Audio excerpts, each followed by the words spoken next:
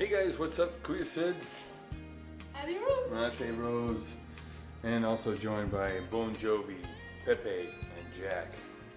So we're just hanging out on this Friday evening. Also got the lovely and talented Boo over there. And so hey man, like I said, we're all going crazy in this old, what do you call it, pandemic thing here. So what have we been doing? You know what? This little lady back here has been busy non-stop. What do Filipinos do when they're on lockdown? They cook. They cook and cook and cook and cook. So I think, what are you making? I'm making empanada and Empanada, ensenada, enchilada. Oh, No. Hopia. No enchiladas. That was a joke. That was wrong country. Yeah. So Rose has been cooking her little buns off on this, and getting quite good at some of her Filipino delicacies through this pandemic, through the thanks of YouTube and checking out all these Filipino dishes and stuff. So, you know what? I had to share this story with you guys. Have you ever thought about opening a Filipino restaurant? We did. Yeah, years back, I think it was in '97, we had a Filipino restaurant called Little Barrio. Little Barrio, yeah, Little Barrio. And prior to this, us opening up the restaurant and stuff like that, Rose was doing some little catering here and there, and making quite some good money out of it. And so many people were like, you know what, Rose, you've got to open up a restaurant. You've got to open up a restaurant. And that was one of the things, like, man, if I work for myself, there's going to be no harder working employee than ourselves, and we're going to get paid for it. So we started on the journey, and we found an old Vietnamese coffee shop that was going on. And these two ladies that had it were getting just set up the old restaurant thing and stuff like that. So needless to say, we bought it. I think it was like $11,000 that we bought it for, and it was pretty cool. I thought we had a really cool setup on this, and we had the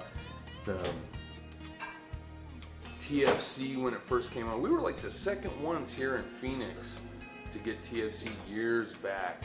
And man, it was when we had that satellite dish that you had to go out there and move around in the yard and stuff like that. We didn't have the cool direct TV like they did.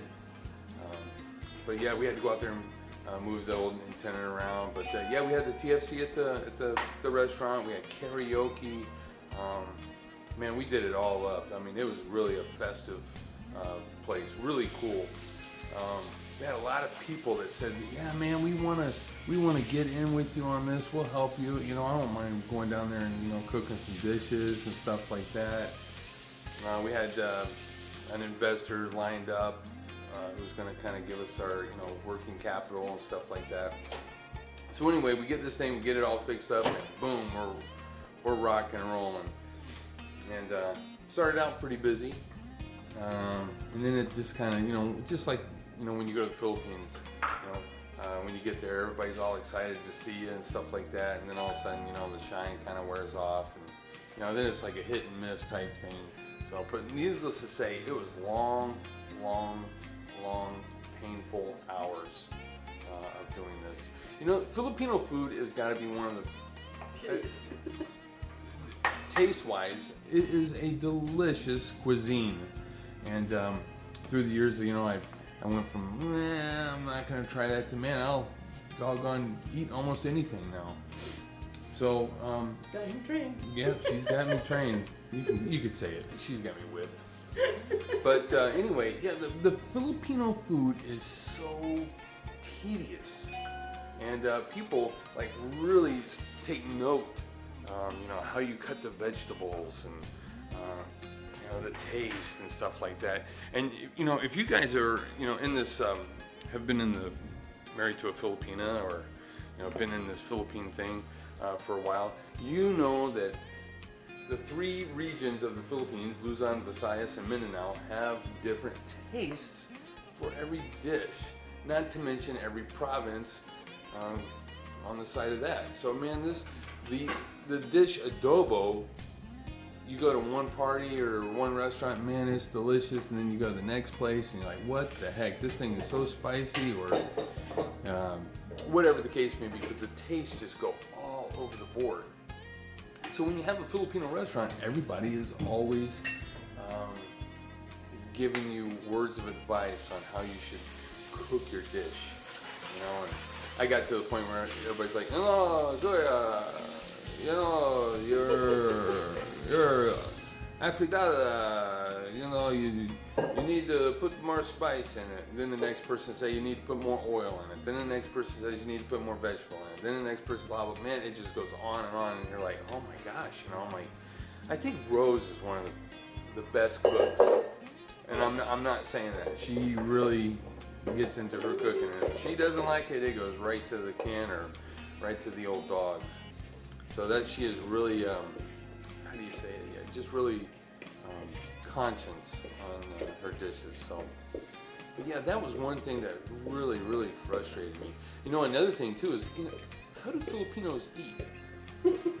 And when I say this stuff, I am not trying to make fun of anybody, no disrespect or anything like that. These are things you got to think about. So, you know, as you own the business, you know you have bills to pay, you know, and stuff like that.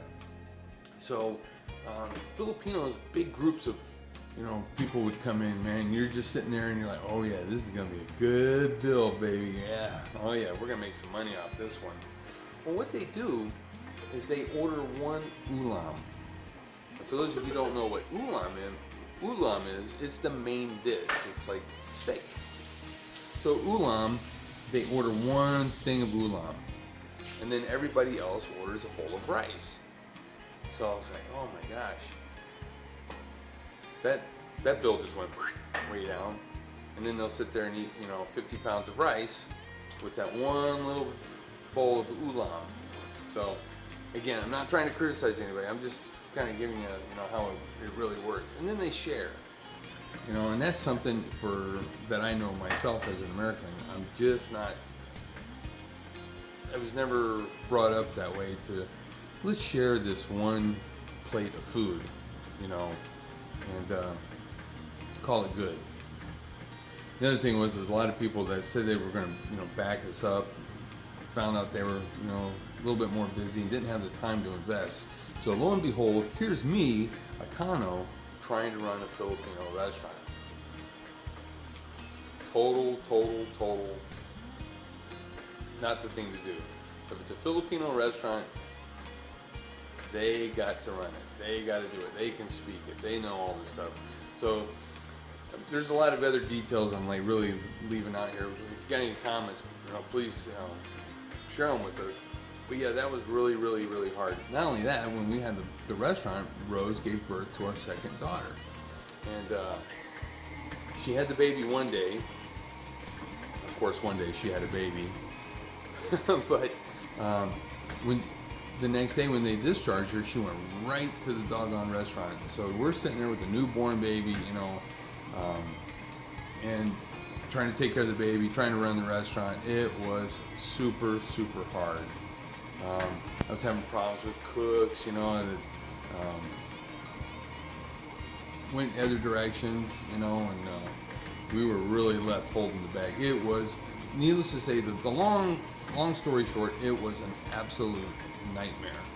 Absolute nightmare. And also, the time that we had this restaurant, we had it 3 months and we lost $62,000. But by the grace of God, we were able to keep our lives going without doing any bankruptcy thing or anything like that, and pay all of our bills off. So that was a definite blessing on that. But yeah, doing these restaurants, man, do your research and see how long some of these last. Some of them last a long time and some don't. I mean, even this Jollibee's over here, that thing got so or maybe it's still busy, they had to bring in people from doggone Las Vegas to sit there and work. That's what I heard. Can you believe that? You know, you have to bring in, you know, what teenage kid is gonna know what palabok is, you know, or the other dishes that they have there at Jollibee's, you know, the Filipino ones, halo halo. Man, they ain't gonna know what halo halo is. Can you see them wrecking that up? So you gotta have Filipinos do these Filipino dishes. That's kind of like how tedious this is. But yeah, that was an absolute doggone nightmare, man. It was so hard. But I thank everybody that helped us out through that learning curve. So, but a lot of people now here in the Phoenix area, they're like cooking at home and kind of like, you know, doing catering and stuff like that. And man, I'll tell you, there's some awesome dishes that are coming out that I'm like, wow, this tastes like Max's or Goldilocks, you know, up there in Vegas and stuff like that. Really, really, really good dishes. So, you know, the whole heart, I think, of the Filipinos is all tied up in their food. They absolutely love their food. Food is the center point. It's the magnet for gatherings.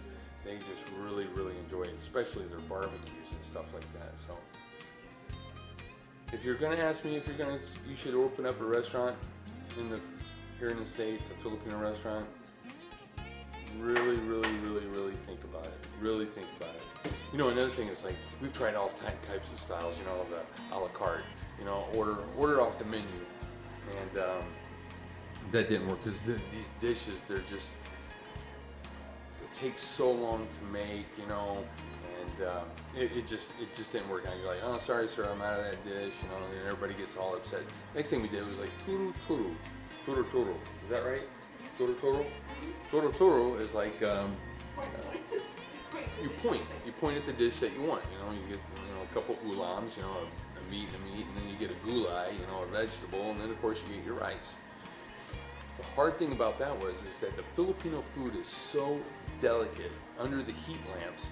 You know, man, when it's fresh, it just looks absolutely delicious.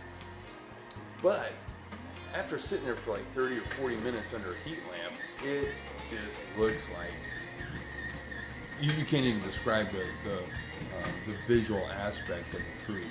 It just totally ruined it. Then you end up throwing a lot of food away. So again, it was tough. It was really tough. And I think ethnical restaurants, you know, unless it's like Japanese or Chinese or Mexican, you know, where a lot of people already know about that, where they have some kind of good lifespan on it. But when it comes to Filipino, or I think there was even an African restaurant down the street from us, and it's not there anymore. You can only imagine that. Not insulting anybody, but those, you know, these ethnical dishes are, you know, kind of hard. What is Benak Bet? You know, or just even listening to a stranger coming in off the street, you know, and trying to describe these dishes. You know, what is adobo? What is caldereta? You know, what's another one? Sisig or palabok. You know, I mean, some of these dishes. I mean, for us Americans, you know, when you say I want fish, you kind of your taste buds, your palate already knows what to expect. You know, when you have a salmon dish, you know, but when you sit there and look at, you know, palabok, man, the dish just looks so appetizing. You're like, oh yeah, and then all of a sudden you taste it, and you're like, oh my gosh, did I just kiss a mermaid? You know, it's just, that is so fishy. It is more fishier than doggone a salmon dish or something like that. It really blows your mind. So it's just really, really hard to put into perspective. But these little catering gigs is pretty cool. They enjoy it. I mean, she's so bored, you know, just sitting around, and then she go look on YouTube, and I think I'm gonna make this tonight. And then it's like all night, you know. She's out here cooking and cleaning and clanging, you know, all the dishes and stuff like that with Auntie. And next thing you know, wow, that turned out really good. And she takes a picture of it, puts it on Facebook, and next thing you know, you got a lot of people coming over here and, you know, hey man, I'll take one of those. And then next thing you know, it really just, it takes off. One of our best sellers is the, no, not the empanadas. The empanadas that she makes are really good. Rose doesn't make serving sizes like your typical Filipino restaurants. I mean, to a certain, to kind of put that in more details, like, you know, like a burrito. Here in Arizona, you know, the Filibertos and stuff like that, they make humongous doggone burritos. I mean, humongous. It could feed a family of 3. You know, she does an empanada that size, you know. So people are like, oh my gosh, I can't eat all that empanada, you know, so. But they still enjoy it. That's how she cooks. That's how I got so big. So. Blame it on me. You know, I mean, she makes it, I know. I control these that go to here, so. Yeah. That's where all the blame. Now those guys back there, you know, I know they need to gain some weight. I know they're. You eat for them. Yeah, I eat for them. But yeah, that's just one thing to like really think about. If you ever thought about opening up a Filipino restaurant, there are a couple of food trucks around that seem to be doing good. Even there was even a place called the Lumpia Factory. That's all they did. It's all they really specialized in was lumpia. And man, I tell you, I think it really kicked their butt doing that, didn't it? Yeah. Yeah, it's just the Filipino food is just so hard. It is. It's very tedious. It's very tedious, a lot of cooking, and you got to put a lot of TLC in these dishes, man. And that's just you know, something to really think about. So opening a Filipino restaurant, in my opinion, if I had to do it again, no. Right. No. But the other thing that I was trying to say that really works well for is tinapa. Oh yeah, we got that's a Tinapa is smoked fish, and that grill that we got, I think we did one weekend we did 172 fish. Yeah, there were some small ones in there, which really accounted for a lot of them, but 172 fish, and yeah, she sold out.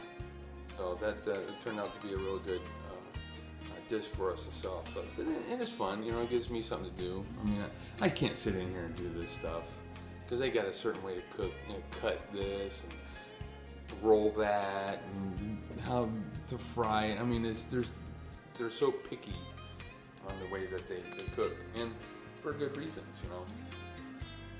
So I'll just usually sit over there and try to do the dishes for Rose, but I appreciate that. yeah, this kitchen in here on weekends goes non-stop, absolute non-stop. We'll do dishes like 8 times. And you know, another thing with Filipinos, there's a dishwasher over there. Do you think we use it? Heck no, we don't use it. We do everything by hand, just like we're out in the province. So, and I like it. I don't think I could even use a dishwasher. Other than that, guys, yeah, give us a like, give us a comment. Always like to hear from you guys. And so these guys like hearing from you too.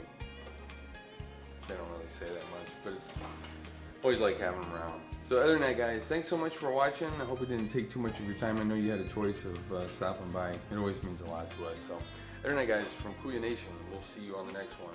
Keep it going. We'll see you guys. Love you. Bye-bye.